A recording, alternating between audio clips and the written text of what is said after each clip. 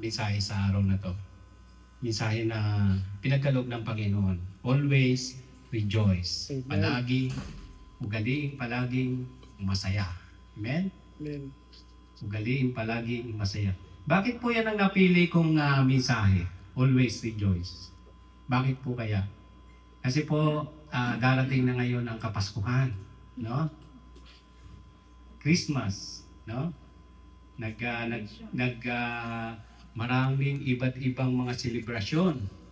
Amen? May mga Christmas party. Marami, no? At ang lahat ay nakararanas ng rejoice, kagalakan, kasiyahan.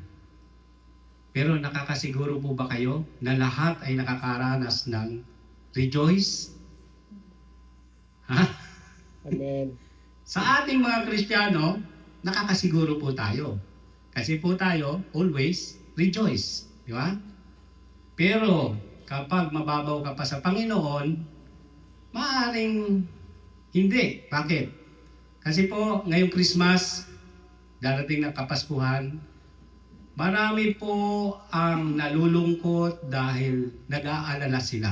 Amen? Nag-aalala sila sa mga gastusin.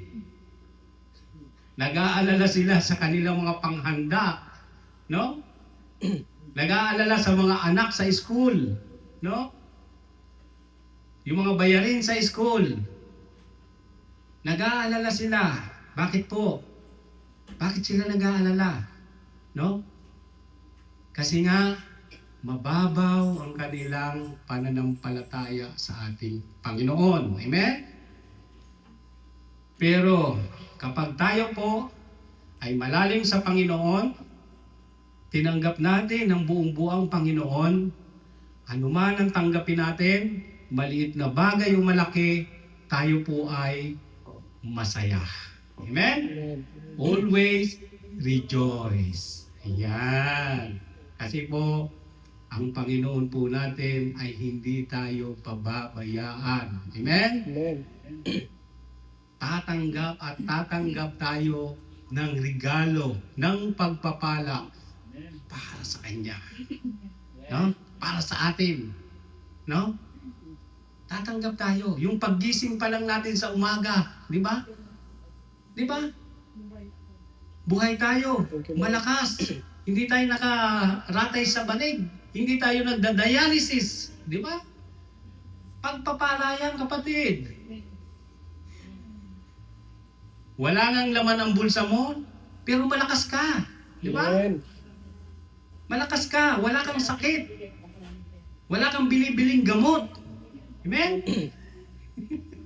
So, always rejoice. Rejoice. Amen mga kapatid? Amen. Yan ang mensahe ng ating Panginoon. Rejoice. Yan. Sabi niya, manatiling masaya, inuulit ko, maging masaya. Amen? Maging magalak. Magalak kayo. Ayan. Yun yung sinabi ni Apostol Pablo. So yan po ang mensahe natin ngayon. Tulad nga ng sinabi ko kanina, mga kapatid, bilang introduction, no? Introduction. Sa ano muna tayo? Objective. Sa layunin ng mensahe. Yan, objective. Objective muna tayo. Sabi dito sa ating objective, no? Sa verse 16:11. Psalm 16:11. Hindi na ilagay? Psalm 16:11 yan, Daddy. O, kaya nga, hindi na ilagay dito sa slide. Maliit lang. Maliit lang. Okay. Sabi dito, sa objective natin, no? Sabi diyan, fulfilling one purpose and spiritual joy. Ano po ibig sabihin nun? Ang paghahanap ng kagalakan, pagkamit ng kaligayahan bilang isang layunin sa buhay o ang kagalakan na nagmumula sa pagtupad sa layunin ng isang tao, isang espiritual o personal o konteksto. Ang pagtupad sa layunin ng isang tao sa espiritual na kagalakan. Yan.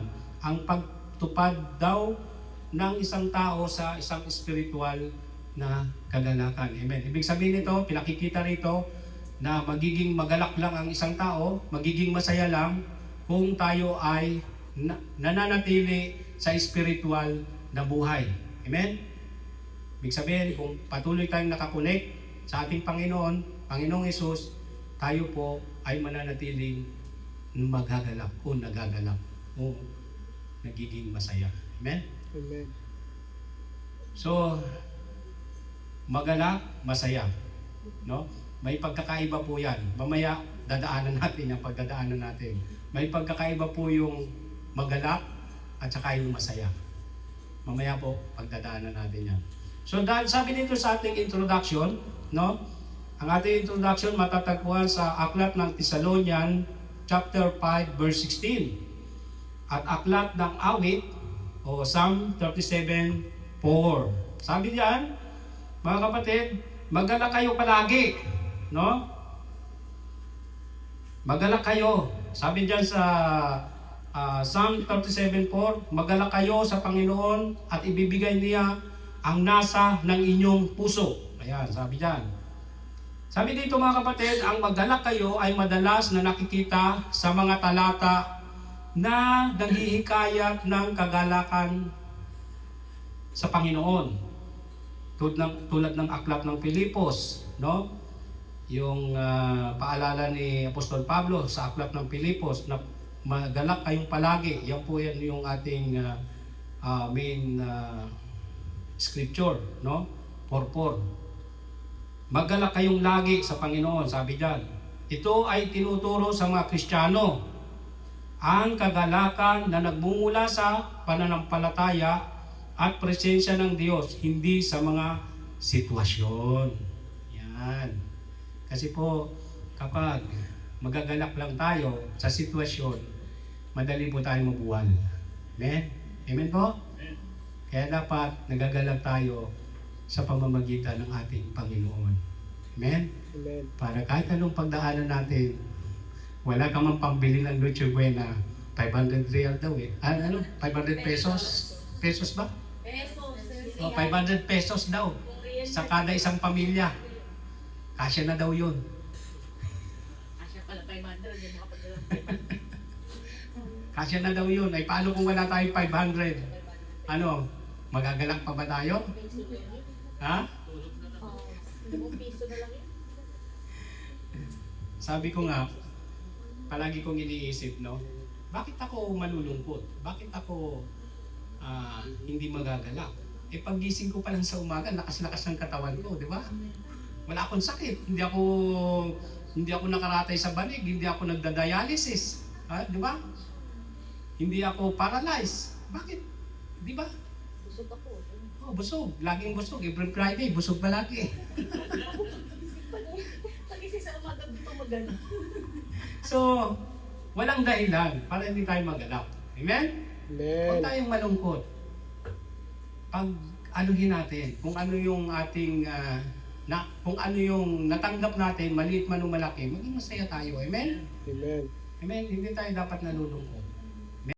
Ayan po ang pinahatid ng mensahe. Maging magalak tayo na nakaugat sa pamamagitan ng ating Panginoong Jesucristo. Amen? Palakpakan po natin ang Panginoon. Sabi po dyan, matutong magalak sa lahat ng bagay. Philippians 4, 5, 7 hanggang 7. Hanggang 7 lang po yan. Sabi dito, mga kapatid, makilala nawa ang inyong kahinaan ng lahat ng mga tao. Ang Panginoon ay malapit na. Amen? Okay. 5, 6, 7 yan mga kapatid. 5, 6, 7. Ayan. Sabi sa 5, mga kapatid, makilala nawa ang inyong kahinhinan. Ayan. Makilala nawa ang inyong kahinhinan ng lahat ng mga tao. Ang Panginoon ay malapit na. Ayan. Bakit ko po nasabi yan? Ano pong itinuturo sa atin ng verse na yan? Ng verse 5. Ang itinuturo po nito sa atin, number one, maraming Kristiyano ang namumuhay araw-araw na may kalungkutan. Mula sa kanilang paggising sa umaga, iniisip na nila ang kanilang problemang kaharapin sa araw-araw. Amen? Ayan. Yan po ang naisiparating ng verse na yan. No? Marami daw Kristiyano, ang pagising pa lang namumroblema na. Bakit po dinadanas nila yan? Kasi po kulang po sila sa pananampalataya sa ating Panginoon. Amen po? Amen. Yan. So, kailangan po natin ang maging malalim sa Panginoon. Paano po natin makakamit yan? Manatili po tayong magbasa ng Bible, magpagamit tayo sa Panginoon, at makinig sa Bible study. Amen? Amen. Next. Ano yung pang-anim na verse? Huwag kayong mabalisa sa anumang bagay. Ay sabi diyan, huwag kayong mabalisa sa anumang bagay, kundi sa lahat ng mga bagay, sa pamamagitan ng panalangin at daing na may pasasalamat. Amen? At sabi dito, ipakilala ninyo ang inyong mga kahilingan sa Diyos. Ayan. Ilapit lang natin ang mga kahilingan natin. No? Ano pong sabi diyan?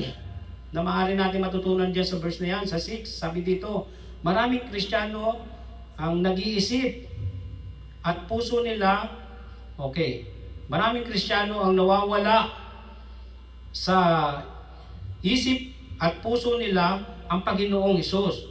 Kung ang Kristiyano ay nasa puso natin, o nasa puso ng mga Kristiyano ang ating Panginoon, ang problema po ay hindi problema. Amen?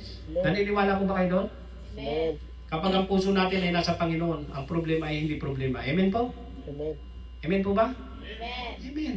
Kasi po bakit? Sabi doon sa ating pinag-aralan, sa parabol, yung nagtayo ng bahay sa ibabaw ng bato, at saka sa buhanginan, di ba? Yung nagtayo, the police man, di ba? Yung nagtayo ng bahay sa ibabaw ng bato, matatag yung bahay niya. Which is ang bato na yun ay si Jesus Christ. Amen? At yung nagtayo naman ng bahay sa buhanginan, nung dumating yung unos, yung bagyo, nagiba yung bahay niya. Amen? Amen po? Amen. So, ang Kristiyano po, ang problema ay hindi problema. Amen? Kung ang puso natin ay nakatayo kay Kristo. Amen? Sa ibabaw ng bato, which is si Jesus Christ po yun. Amen po? Palakpakan po natin ang Panginoon. Okay. Sa 7. Verse 7. Sabi dito, at ang kapayapaan ng Diyos na di masayod ng pag-iisip ay nag-iingat ng inyong mga puso at ng inyong mga pag-iisip kay Kristo Jesus. Anong sabi po dito? Ang kapayapaan. Amen? Ano po yung matututunan natin sa verse na yan? Sabi dyan, maraming Kristiyano ang hindi nagagalak dulot ng problema, ang kanilang ugali ay nakakaapekto sa iba. Nakakaapekto sa iba. Amen? Ayan. Hindi nagiging payapa. Dahil sa problema, sila po ay nadadala ng problema at ang mga kasama nila ay naipektuhan. Amen po ba? Amen? Kasi totoo po yan, pag pumasok tayo sa trabaho, tapos taglay natin yung problema natin, no? Inaway ka ng misis mo, inaway ka ng magulang mo, inaway ka ng anak mo, no? Kulang daw yung padala. O ngayon, papasok ka ngayon sa trabaho, siyempre mainit ang ulo mo. O, di ba? Naepektuhan ngayon. Pati mga kasama mo sa trabaho, pati nga boss mo, baka nasigawan mo pa eh. Damay-damay na. So pinakikita dito mga kapatid na kailangan hindi tayo maepektuhan ng ating mga problema. Amen po? Amen. Maging matatag. Amen. Palapakan natin ang Panginoon. Sabi po dito mga kapatid, no? Ang pagkakaiba ng, ito, makinig kayo mga kapatid ha. Ang pagkakaiba ng pagiging masaya o maligaya ay nakasalalay sa mga pangyayari. Kapag tama ang pangyayari, masaya tayo. Kung hindi, malungkot tayo. Ayun. Yun daw pala ang pagkakaiba ng pagiging masaya at maligaya. Amen? Sabi dito, ano yung mga halimbawa dito? Halimbawa nito, tumanggap ka na ng sweldo mo. Di ba? Ang saya-saya mo. Amen? Ano pa? Tumanggap ka na ng increase. Tumaas na yung sahod mo. Increment. Sana all. Di ba? Tumaas na yung sahod mo. Nakatanggap ka ng incentive. Wow! Sana all. Di ba? Ang saya-saya mo nun. Di ba? Ayan.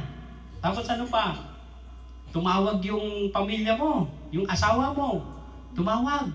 No? Kahit wala pang sahod. Tapos nag-I love you sa'yo. Wow! Ang saya-saya. Asa na padala?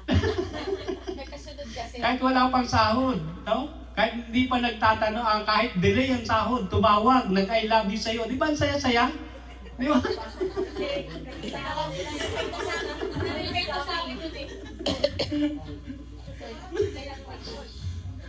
Tapos tumawag yung anak mo, wala ka pa rin sahod. Ay, kamusta po kayo? I love you. Ay, ang saya-saya talaga, di ba? Ayan po yung pagkakaiba ng masaya. Amen. Ano naman yung pagkakaiba ng magalak? Ano naman to? Eto, pakinggan natin, makinig kayo mga kapatid, no? Sabi dito, ngunit, ang pagkakaiba naman ng kagalakan ay nagmumula sa loob. Anuman ang mga pangyayari, ang tunay na Kristiyano ay nakakaranas ng kagalakan. Ito ay bunga ng banal na Espiritu sa ating buhay. Amen.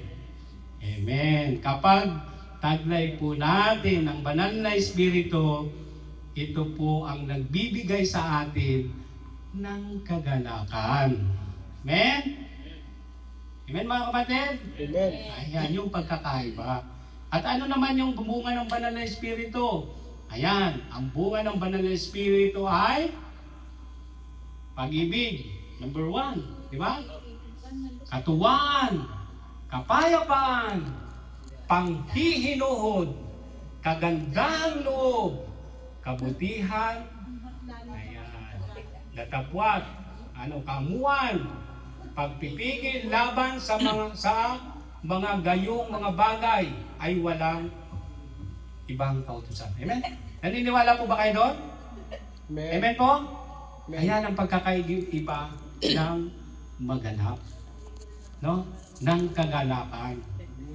Hindi po basta-basta nawawala yan. Kasi po yan ay ibinibigay ng banal na Espiritu sa atin. Amen po? Amen. Totoo po yan. Kasi kung meron po tayong bunga ng banal na Espiritu, meron tayong love. Number 1. Bakit love yung inuna?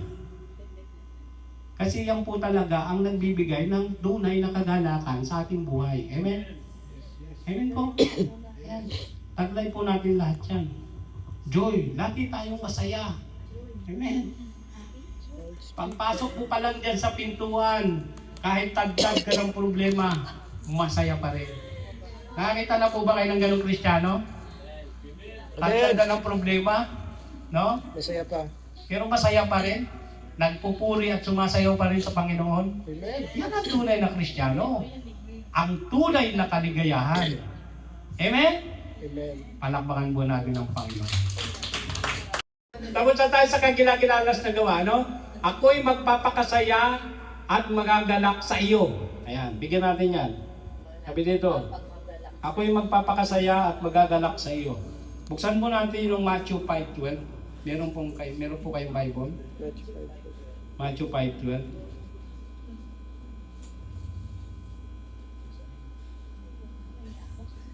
Sabi dito, magpapakasaya at magpapakagalak sa Panginoon sapagkat makakamit natin ang gantimpala ng Panginoon. Ito ang kanyang promise sa atin. Matthew 5:12.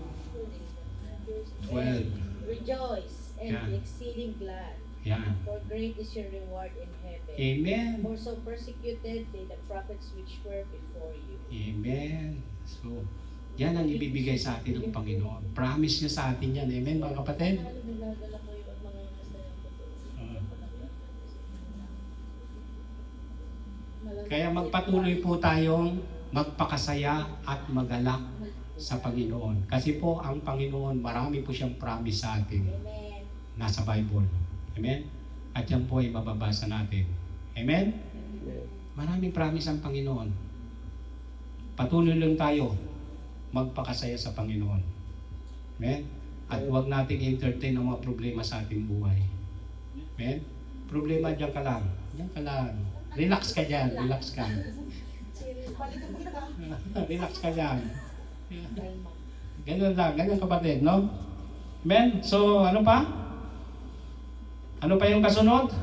Ako'y aawit na Ayan. magpuri sa iyong pangalan. At O ikaw. ikaw kataas-taasan. Ayan. Ako'y aawit sa iyong, sabi diyan, ako'y aawit ng papuri sa iyong pangalan o ikaw na kataas-taasan. Ephesians chapter 5 chapter 5 verse 19 to 20. Tingnan niyo po sa inyong Bible. Anong verse, Lansky? Efeso chapter 5 chapter 5 verse 19 20. Speaking to one another in psalms, Hmm. hymns, and spiritual songs, singing and making music in your hearts to the Lord, always giving thanks to God the Father for each other in the name of our Lord Jesus Christ. Amen. Ayan. Magpakagalak tayo. Umawi tayo sa Panginoon. Magpakasaya tayo. Amen? Amen mga kapatid? Amen. Sino po ba yung nakaranas dito ng ng umaawit sa Panginoon na ang feeling natin ay yung Panginoon ay nangungusap sa atin? Amen. Amen. Naranasan niyo na po ba yan? Amen. Amen. Amen? Yan ang dapat na-achieve natin tuwing praise and worship natin. Amen? Amen. Yung maawit tayo ng buong puso sa Panginoon. Yung inaawit natin ang mga awit para sa Panginoon. At parang nakikipag-usap tayo habang umaawit sa Panginoon. Amen? Yan po ang dapat na nakakamit ng mga tunay na Kristiyano. Ang tunay na kagalakan ay ang pag-awit, pagsamba, at pagsunod sa mga salita ng Diyos. Amen? Palakpakan po natin ang Panginoon. Ayan. Ano po sabi ng ating conclusion? Basa po, sabay-sabay. Joy come from the knowledge that God loves us and that the God of peace is With us. with us. Amen. Ganda, no? Ganda, no, mga kapatid? Amen. Philippians 4:9. Ano po dyan? Basahin nyo ang Philippians 4:9. May Bible po ba kayo? Ang sabi dyan, ang mga bagay na iyong natutunan at tinanggap at narinig at nakita sa akin, ang mga bagay na ito ang gawin ninyo. At ang Diyos ng kapayapaan ay sa inyo. Amen? Palakpakan po natin ang Panginoon. Napakagandang verse. Amen? Ayan. Peace.